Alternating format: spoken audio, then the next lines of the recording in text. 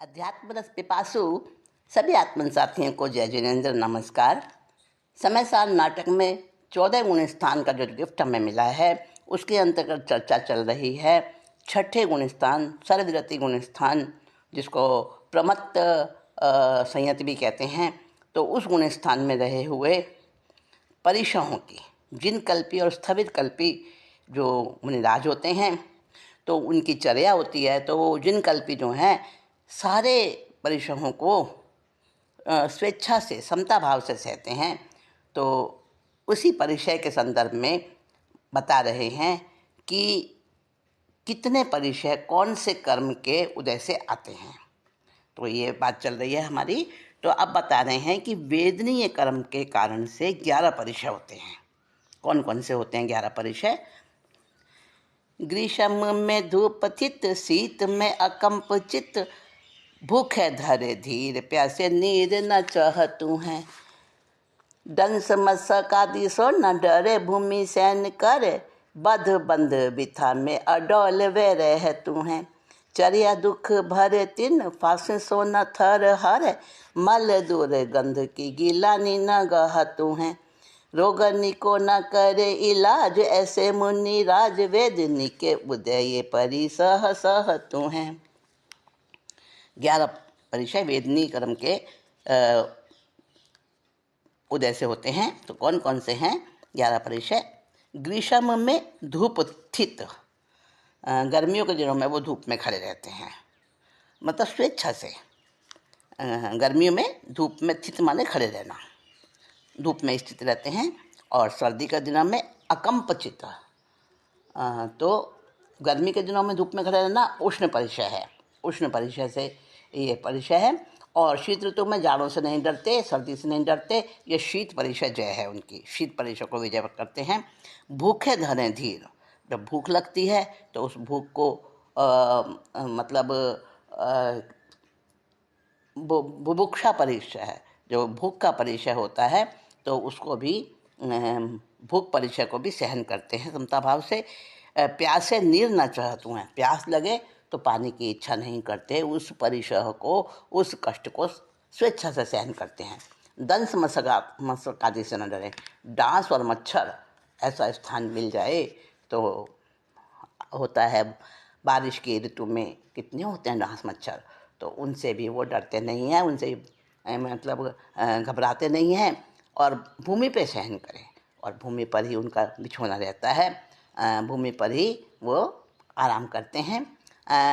वध बंध विथा से, मतलब कोई उनको वध कर दे, वध करना माने मार डालना, प्राण रहित कर देना। बंध माने बांध देना, कई प्रकार के आगे पीछे कठोर बंधन से बांध देना। विथा माने कोई भी किसी प्रकार का कष्ट देना, उसमें अडोल रहते हैं, व्याकुल नहीं होते हैं और अचल अडोल रहते हैं। और चर्या दुख भरे, और चर्या का मतलब विहार चर्या होती है, कैसा भी उनको कोई भी कष्ट आ जाए तो उस दुख को भी वो समता भाव से सहन करते हैं। तीन फांस सोना थरा रहे, और जो बिछौना होता है, कठोर बिछौना या कांटों के चुभती है घास, सूखी सूखी घास वो चुभती है, तो उससे भी, स्पर्श से भी, कठोर स्पर्श से, चुभने वाले स्पर्श से भी, उनसे भी वो कंपित नहीं होते हैं, घबराते नहीं हैं। तीन फांस सोना थरा रहे, तीन माने तृण, तिनका, तिनका इत्यादि जो नुकीले तिनके इत्यादि होते हैं, वो चुभते हैं शरीर में, तो भी उनसे भी वो अकंप रहते हैं। मल दुर्गंध की गिलानी न गहतू हैं, और शरीर में जैसे स्नान नहीं करते पूरे जीवन भर, तो गर्मियों में पसीना आता है, मैल इकट्ठा होता है, दुर्गंध भी आने लगती है, तो उसकी वो कोई नफरत घृणा अंदर में ग्रहण नहीं करते हैं। रोगिणी को ना करे इलाज, और बीमार हो जाता है शरीर तो उसका इलाज भी नहीं कराते हैं। ऐसे मुनिराज होते हैं, वो इतने सहनशील होते हैं, वेदनी के उदय से ये 11 परिचय वो सहन करते हैं। अब चारित्र मोह के उदय से कितने परिचय होते हैं ये बता रहे हैं। 7 परिचय होते हैं। एते संकट मुनि सह, चारित मोह उदोत, लज्जा संकुच दुख धरे, नगन दिगंबर होत। नगन दिगंबर होत सोत रति स्वाद न सेवे, तिय सन्मुख दगरो कि मान अपमान न बैवे। थिर वै निरभय रहे सह कुवचन जग जेते, भिक्षुक पद संग्रह लहे मुनि संकट एते। तो कहा कि कितने संकट सहते हैं चरित्र मोह कर्म के उदय से। 7 परिचय सहन करने पड़ते हैं, तो वो सब समत्व भाव से सहते हैं। कौन कौन से? चरित्र मोह के उदय से ये परिचय मुनिराज को होते हैं। लज्जा संकुच दुख धरे नगन दिगंबर होत। तो लज्जा का परिचय होता है, कुछ नगन रहते हैं, और संकोच आता है, फिर भी वो उस संकोच को संकोच नहीं मानते, और कोई उनको कुछ शब्द भी बोल देता है, अपशब्द भी कह देते हैं लोग, तो वो भी वो सुनते हैं, बिल्कुल मन में कोई विचार नहीं लाते हैं। ऐसे दिगंबर नगन रहते हैं, और नगनता भी एक परिचय है। नगन दिगंबर हो तो सोत्रति स्वाद न सेवे, और किसी भी प्रकार का कान का, आँख का, ये इंद्रियां है ना हमारी 5, तो जो जो इनके इंद्रियों के जो जो विषय होते हैं उस विषय में अपना अपना विषयों का स्वाद लेती हैं। तो कोई इंद्रियों के विषयों का कोई स्वाद नहीं लेते, कोई सेवन नहीं करते उसका। तिय सन्मुख द्रकरो की, और अगर स्त्रियां, सुंदर सुंदर स्त्रियां, अप्सराएं भी कई बार आती हैं आकर्षित होकर उनकी साधना से, तो उनके सामने भी आँखों को अपने वश में रखते हैं। मान अपमान न बेवे, और अपमान और अपमान उनको कुछ भी प्रभावित नहीं करता। स्थिर व निर्भय रहे, और स्थिर होते हैं, निर्भय रहते हैं। कुवचन जगेते, जितने संसार में अपशब्द हैं, कुवचन हैं, गाली हैं, जो भी गंदे गंदे शब्द हैं, वो सब उनको कोई सुना दे, ऐसे ऐसे शब्द बोल देते हैं लोग। कमाया नहीं जाता, बैठे बैठे खाना चाहते हैं, निठल्ले हैं, पता नहीं क्या क्या लोग बोल देते हैं, तो उनको कोई मान अपमान नहीं है, उसको भी समभाव से सहन करते हैं। जितने भी संसार में कुवचन है, अपशब्द हैं, वो सब सुनने के लिए वो तत्पर रहते हैं। कोई उनको किसी चीज़ का कोई गिला शिकवा नहीं होता, किसी से कोई शिकायत नहीं होती। भिक्षुक पद संग्रह है, और जैसे भिक्षुक भिक्षा से अपना जीवन निर्वाह करता है, उसी प्रकार वो भिक्षुक कहलाते हैं, और इतने संकट सहन करते हैं चरित्र मोने क्रम के उदय से। 7 परिचय, अर्थात नगन परिचय जिसको कहते हैं कि कम वस्त्र, या वो तो बिल्कुल ही नगन रहते हैं, तो नग्नता का परिचय। और इंद्रियों का अरति परिचय है, स्त्रियों के हाव भाव मोहित नहीं होते, ये स्त्री परिचय है। मान अपमान की परवाह नहीं करते, सत्कार पुरस्कार परिचय। और भय का निमित्त मिलने पर भी उनका अपने अंदर से, आत्मा से ध्यान नहीं हटता, तो यह निषद्या परिचय। और मूर्खों का वचन सह लेते, आक्रोश परिचय। और प्राण जाए तो भी आहार आदि के लिए कोई दीनता रूप प्रवृत्ति नहीं करते, ये याचना परिचय। ये 7 परिचय चारित्र मोहनी क्रम के उदय से होते हैं। ज्ञानावरणी क्रम के उदय से 2 परिचय होते हैं। अल्प ज्ञान लघुता लखै, मति उत्कर्ष बिलोई, ज्ञानावरण उदोत मुनि सह परिसह दोई।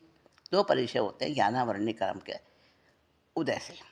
कौन सा? एक तो अज्ञान परिचय, अज्ञान परिचय, और दूसरा परिचय प्रज्ञा परिचय। तो प्रज्ञा परिचय, अज्ञान परिचय ये ऐसा है कि उनको समझ ही नहीं आता है। ऐसे ऐसे मुनिराज हुए जो जब तक उनके वो परिचय रहे, कर्म का उदय रहा, तब तक 15 दिन में नवकार मंत्र के 5 पद याद हुए थे। आचार्य घासीलाल जी महाराज सब की बात है। और बाद में उन्होंने 32 आगमों की सबसे पहले संस्कृत और हिंदी में टीका करी। प्रथम ऐसे थे वो 32 आगमों के टीका करने वाले। तो इतने विद्वान बने, और क्या उनके जब कर्म का उदय था तब नवकार मंत्र भी 15 दिन में याद हुआ था उनको। तो ऐसे परिचय और कर्म कर्म से आते हैं परिचय। तो ज्ञानावर्णी कर्म से 2 परिचय आते हैं, अज्ञान परिचय और प्रज्ञा परिचय। उस प्रज्ञा परिचय और अज्ञान परिचय के उदय में भी वो कभी मतलब अपनी श्रद्धा को डामाडोल नहीं होने देते और उसको विजय करते हैं परिचय को। दर्शन मोहनी कर्म के उदय से एक और अंतराय कर्म के उदय से एक एक परिचय आता है। दर्शन मोहनी कर्म के उदय से आता है कि सम्यक दर्शन में दोष आता है, चल मल अगाढ़ 3 प्रकार का दोष होता है सम्यक दर्शन में, तो वो परिचय आता है उनको। और अंतराय कर्म के उदय से अलाप परिचय आता है, तो ये भी वो सहन करते हैं। सहे अदर्शन दुर्दशा दर्शन मोह उदोत, रोके उमग अलाभ की अंतराय के होत। दर्शन मोहनी कर्म के उदय से सम्यक दर्शन में कोई दोष आता है, चल मल अगाढ़। चल मल अगाढ़ दोष का मतलब है सम्यक दर्शन तो हो गया, परंतु कई बार कर्म के उदय से, दर्शन मोहनी कर्म के उदय से किसी की बात अच्छी, दूसरे कुपासनियों की बात अच्छी लगने लगती है, उसका चमत्कार से मन डोल जाता है। और कभी कभी शिष्यों के प्रति कुछ मोह भाव जागृत हो जाता है, कभी संप्रदाय के प्रति मोह भाव जागृत हो जाता है, चल मोह मल अगाढ़ दोष होते हैं, तो वो भी सहन करते हैं, अपने कर्म के उदय का उसका कारण मानते हैं, निमित्त मानते हैं। और अलाप परिचय, अंतराय कर्म के उदय से अलाप परिचय होता है, तो मिलते मिलते कोई वस्तु रह जाती है, या आत्मा जहाँ पर आत्मा की शक्तियों का, विजय का जहाँ पर लगना होता है वहाँ पे नहीं लग पाता, कोशिश करने पर भी कर्म का उदय होता है। समझ में तो आता है कि क्यों नहीं अभी हम करने बैठ रहे हैं ये काम, और बड़े सकारात्मक विचार आ रहे हैं, तुरंत ही हट जाता है मन, लगता ही नहीं है चित्त वहाँ। तो ये कर्म के उदय से वो समझते हैं हाँ मेरे कर्म का उदय है और ये ऐसी ही व्यवस्था में है, तो उसको उसी प्रकार से स्वीकार भाव रहता है उसका। तो अलाप परिचय, तो 2 परिचय है, एक दर्शन मोहनी के उदय से ये सम्यक दर्शन में दोष लगता है, और एक अंतराय कर्म के उदय से अलाप परिचय। अब 22 परिचय इकट्ठे बताने हैं कौन से। एकादश वेदनी की चारित मोह की, 7 ज्ञानावरण की 2 ही, एक अंतराय की दर्शन मोह की, एक दावी सती बाधा सब, केई मन साकी कई बाकी केई काहे की, काहू को अलप काहू को बहुत निस्ताई, एक ही समय में उदय आवे असहाय की, चरिया थित सज्जा माही, एक शीत उष्ण माही, एक दोई हो ही 3 नाही समुदाय की। कहते हैं वेदनी की 11, वेदनी कर्म का 11 परिचय होते हैं। चारित्र मोह के उदय से 7 होते हैं, ज्ञानावर्णी कर्म के उदय से 2 होते हैं, अंतराय का 1 और दर्शन मोहनी का 1, ये सब मिला के 22 परिचय हुए। उनमें से कोई मन के परिचय, कोई वचन के परिचय, कोई काया के परिचय हैं। इन 22 परिचयों में से एक ही समय में एक साधु को अधिक से अधिक 19 परिचय उदय में आते हैं। 22 में से 3 नहीं आते। अब तीन कौन से नहीं आते? चर्या, आसन और शय्या। चर्या परिचय और निषद्या परिचय और शय्या परिचय, इन 3 में से कोई एक ही होगा, यानी या तो विहार करते होंगे, या चलते होंगे, या सोते होंगे, या बैठे होंगे, तो एक ही स्थिति में होंगे ना। तो चर्या परिचय और निषद्या परिचय और शय्या परिचय, इन 3 में से कोई एक ही होगा। तो शीत उष्ण में से कोई एक ही होगा, तो इन 5 में से 2 ही होंगे, 2 का ही उदय होगा। तो इसलिए मतलब 3 का उदय नहीं होना, 5 में से 2 का उदय होगा, तो 3 का उदय नहीं हुआ, तो 22 में से 19 परिचय एक समय में अधिक से अधिक हो सकते हैं। अब कहते हैं जिन कल्पी और स्थविर कल्पी साधु की बात आई थी, अब इन दोनों को एक साथ लेकर इनकी थोड़ी सी आपस में तुलना कर रहे हैं।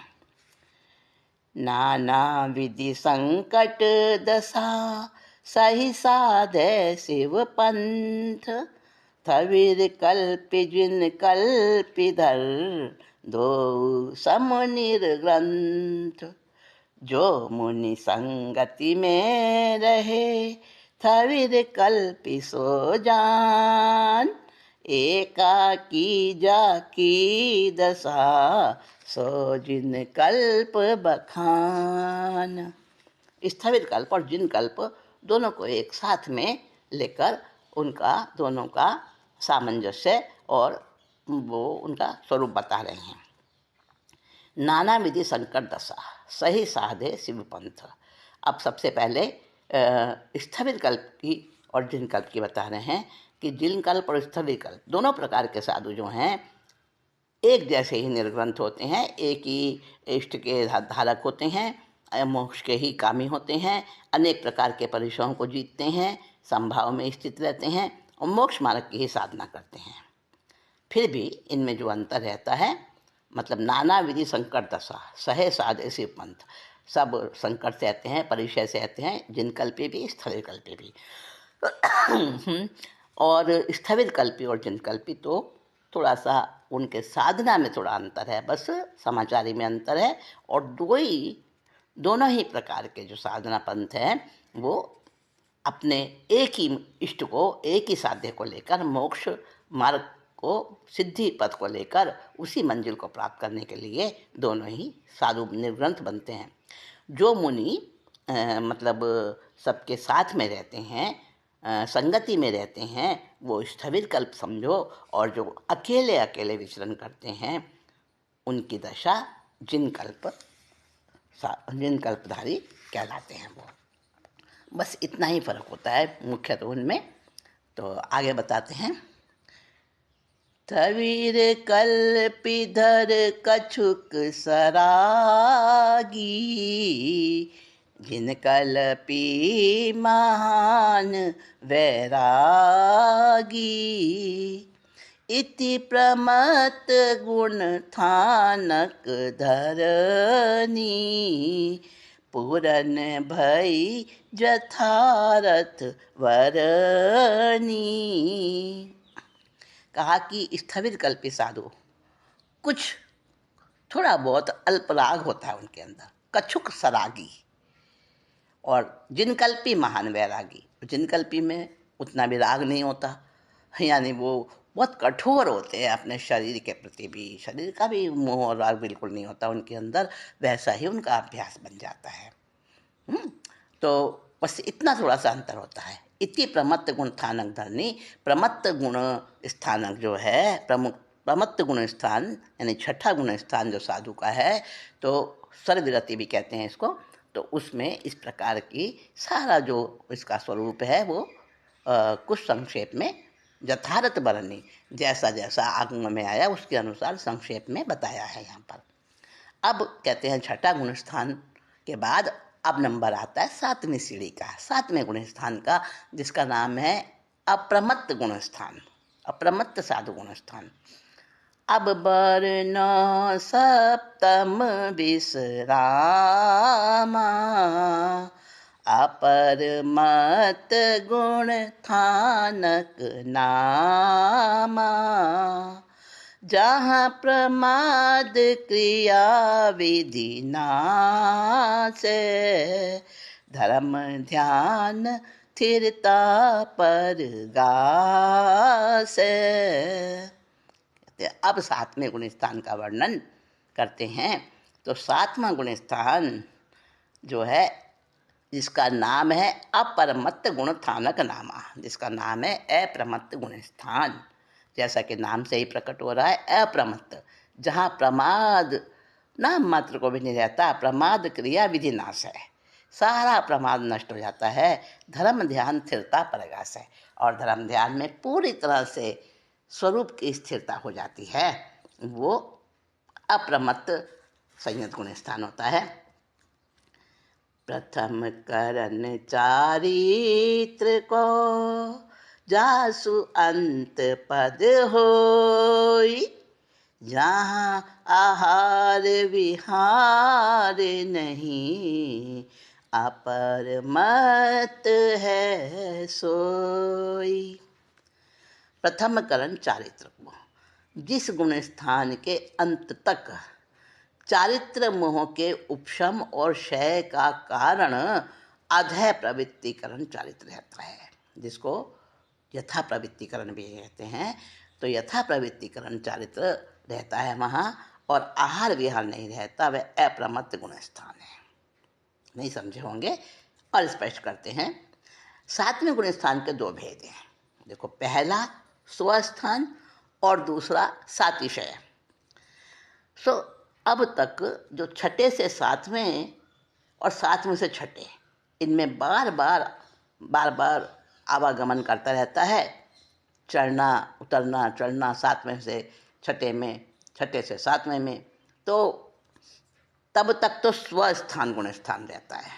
इस सातवें गुण स्थान के दो भाग किए हैं, तो कुछ समय तक तो ये छठे सातवें में उसका आना जाना रहता है, और सातिशय जो दूसरा भाग है, उस भाग में उसके यथा प्रवृत्तिकरण के परिणाम रहते हैं, और वहाँ आहार विहार की क्रियाएं जो हैं वो नहीं रहती हैं। आप कहेंगे आहार नहीं करता क्या? आहार और विहार की क्रियाएं वो उस प्रकार से रहती हैं कि उसके अंदर में ना किसी आग्रह रहता है, ना कोई राग रहता है, ना कोई द्वेष रहता है। जैसा उदय अनुसार परिणाम आता है सामने, जो करने योग्य आता है वैसा वो करता है, बस। उसकी अपनी स्वेच्छा और अनिच्छा कुछ नहीं होती है। तो ये सातवां गुण स्थान, इसका स्वरूप बड़ा पवित्र हो जाता है।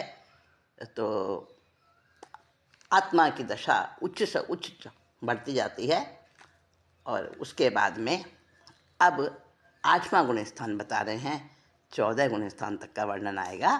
तो आठवें गुण स्थान की बात, आगे की बात फिर करेंगे अगली मीटिंग में।